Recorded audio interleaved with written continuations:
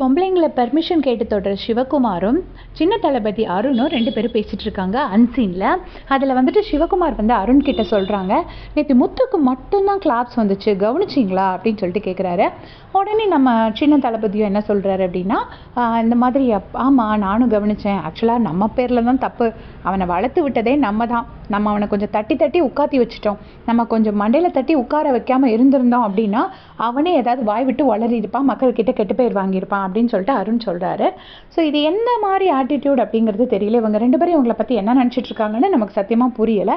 இவங்க தான் மண்டையில் தட்டி உட்கார வச்சாங்களாம், இவங்க தான் வளர்த்து விட்டாங்களாம். நீங்கள் தட்டி உட்கார வச்சாலும் தட்டாமல் உட்கார வச்சாலும் முத்துக்குமரன் கேமை சேஞ்ச் பண்ணவே இல்லை. ஸ்டார்டிங்கில் இருந்து எல்லாத்துக்கும் ஈக்குவல் ஆப்பர்ச்சுனிட்டிஸ் கொடுக்குறாரு. அவரோட பாயிண்ட்ஸ் எடுத்து வைக்கிறாரு.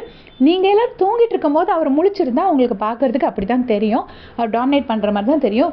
உங்கள் யாரோட கேமையும் அவர் விளையாட விடாமல் கெடுக்கலை, யாரையும் அவர் ப்ரொவோக் பண்ணி சிம்பத்தி கார்டு கிரியேட் பண்ணல, எதுவுமே அந்த அவரோட ஸ்டோரியை கூட அவர் ரொம்ப சிம்பத்தியோடு அவர் சொல்லலை. எந்த ஒரு விஷயம் எந்த இடத்துலையும் தவறா அவதூறா எதுவுமே பேசலை. அப்புறம் கேர்ள்ஸ் கிட்ட ரொம்ப கரெக்டாக நடந்துக்கிறாரு. எதுவுமே அவர் தப்பாகவும் பண்ணல கரெக்டாகவும் பண்ணல. நார்மலாக அந்த கேமை எப்படி விளையாடணுங்கிறதுக்கு ஒரு எக்ஸாம்பிள் செட் பண்ணுற மாதிரி விளையாடுறாரு. ஸோ முத்துக்குமரனை நீங்கள் வளர்த்து விடலை, அதை கொஞ்சம் அருணும் சிவகுமாரும் புரிஞ்சுக்கிட்டா நல்லாயிருக்கும். சிவகுமார் அநேகமாக இந்த வீக் பேக்கப் ஆகிடுவாருன்னு நினைக்கிறேன். ஆயிட்டார், அவருக்கு நல்லது, சுஜாவர்னிக்கும் நல்லதுன்னு நான் ஃபீல் பண்ணுறேன். நீங்கள் என்ன நினைக்கிறீங்கன்னு மறக்காமல் கமெண்ட்ஸில் சொல்லுங்கள்.